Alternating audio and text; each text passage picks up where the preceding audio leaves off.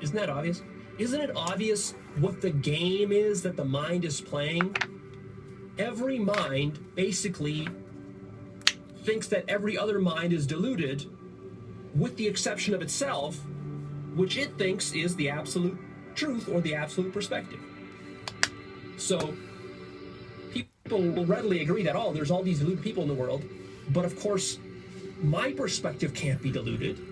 And of course, everybody is doing that same thing. And so we get the kind of mess that we're in.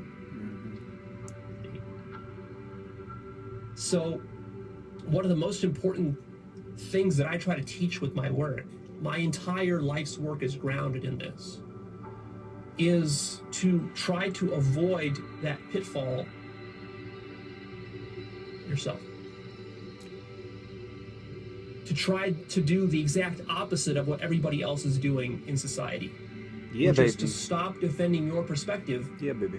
And to take a sort of a meta perspective by stepping up one level, taking a higher elevation, Vibration. looking down upon the entire situation and seeing it for what it is,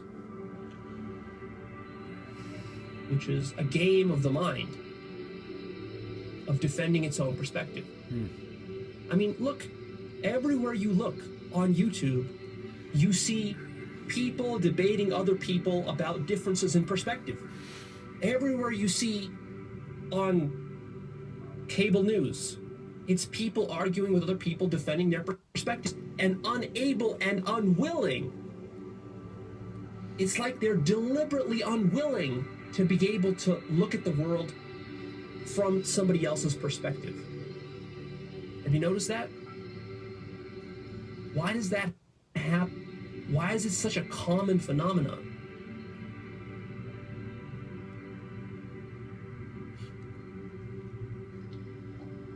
See, part of the materialist paradigm, which all of us assume and take for granted as the default way that reality is, we tend to think of reality as this objective, external, material thing out there, and then that we humans are just, we're looking at it, but there's something deep that's absolute that we aren't creating, but that's just there as part of reality, and that is sort of like what we're seeing, and that our perspective isn't really a perspective. We hold it as truth. We hold it as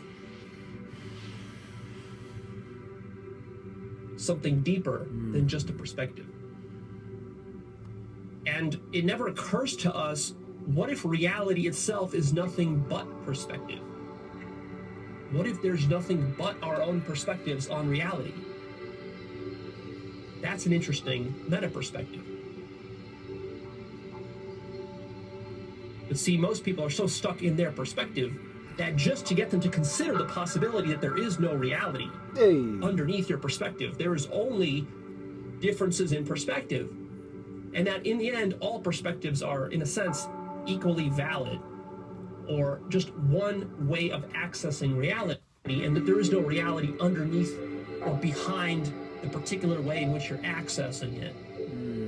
Most people don't want to consider that as a possibility because that robs them of the attachment they have to their own perspective. Then it's very clear at that point, if you accept that premise or that possibility that I just laid out, it's very clear that then defending any one particular perspective is very silly. But our minds, on the other hand, get very attached to our perspectives. And our perspectives really, really seem true. They really seem objective. It seems like my perspective is not something I'm creating. It seems like my perspective is just how the world is, and it couldn't be otherwise. Let's see, what can I use?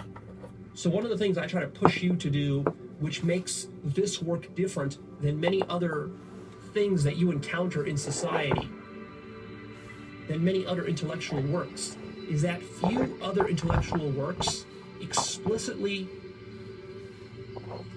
acknowledge this meta view of perspectives and explicitly push you to go beyond your own perspective of reality, to not get stuck in that trap.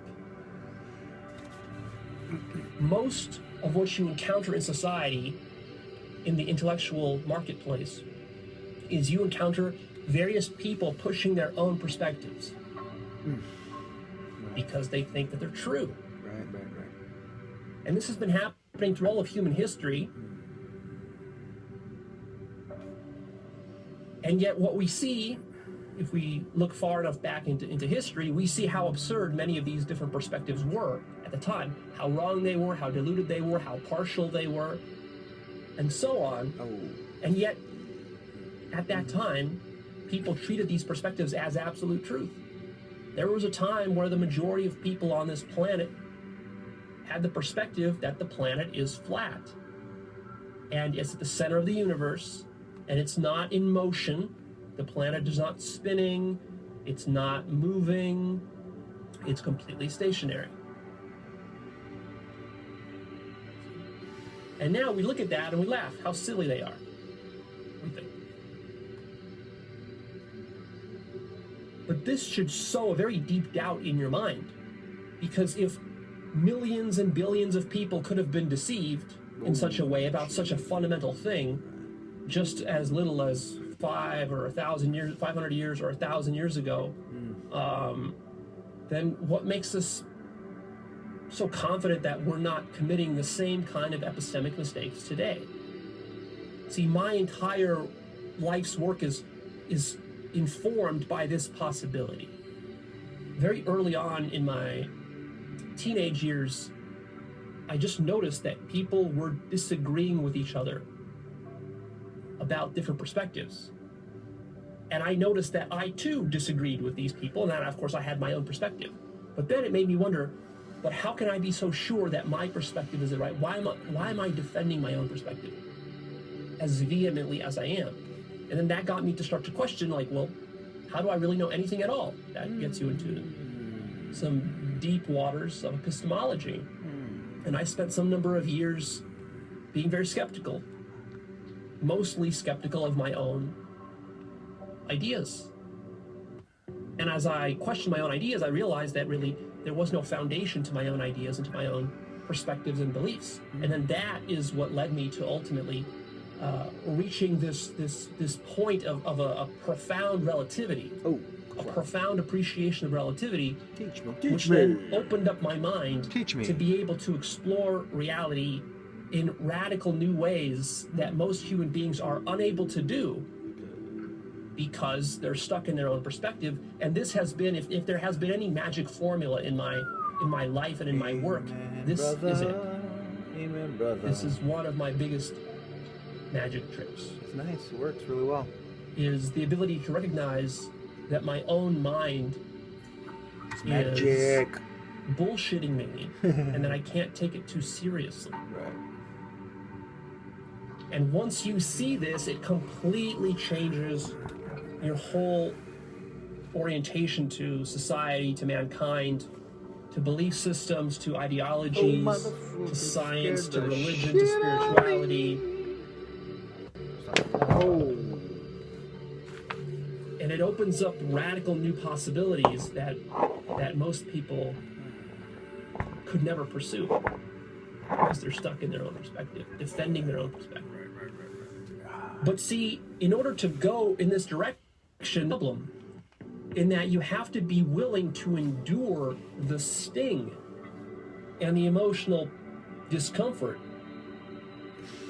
of doubting and surrendering your own pet perspectives of reality.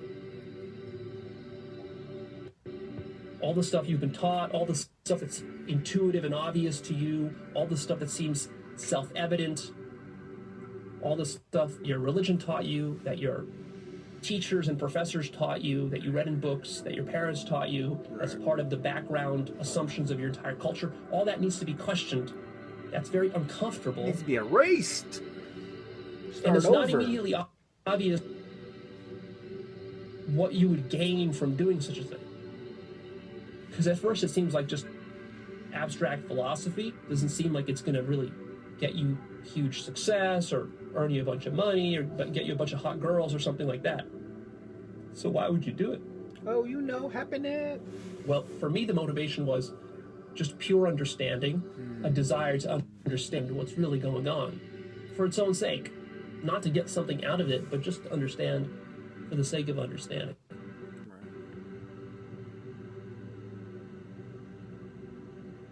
If I had to teach you one thing with my work, I think it would be this: the ability to step back from all perspectives and to realize that no perspective is true. All perspectives are partial, and that your own mind is always biased towards whatever perspective it has on the world. It's like you have these blinders on where your mind deliberately is unwilling to question your own perspective, precisely because the mind is situated in that perspective and it stands to lose its own self by giving up that perspective.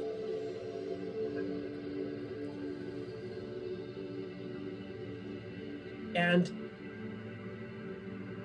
because it has this deep fear, this fundamental fear of losing its perspective, the way that it copes with that is that it creates all sorts of dysfunctional coping mechanisms that project its own ignorance and defensiveness and insecurity outward, such that it doesn't have to focus in on questioning itself. For example,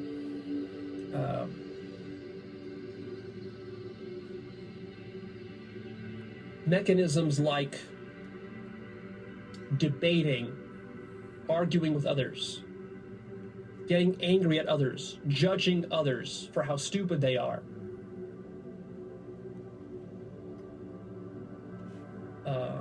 creating an entire career around one's ideology or philosophy or perspective,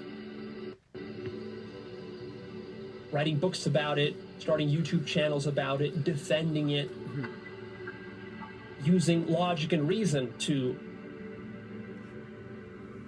project one's perspective out onto the world, condemning and demonizing others for not agreeing or understanding your perspective. Because, see, the trick with a perspective is that you don't hold a perspective and yet think of it as a perspective. When you are really bought into your perspective is, for you, reality. Most people don't mix between reality and their perspective of reality. They think that their perspective is reality. Just to kind of ground this a little bit, let's give you some examples, because it might be getting a little too abstract. Hey, baby, that's my place. For example, you believe that you were born. You believe that that's not a belief or a perspective that you were born. To you, that you were born is reality.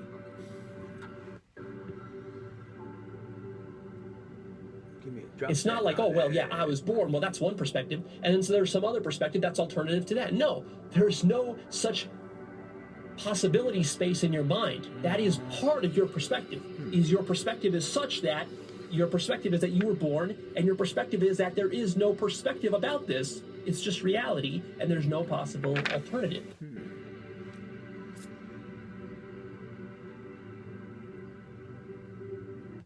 Another perspective that you might have is that you believe that the universe existed before you were born, and that you were born into it, and that when you die, you will sort of reverse that process. You will be born out of it, you will disappear, but the universe will continue to run along as it did before you were born.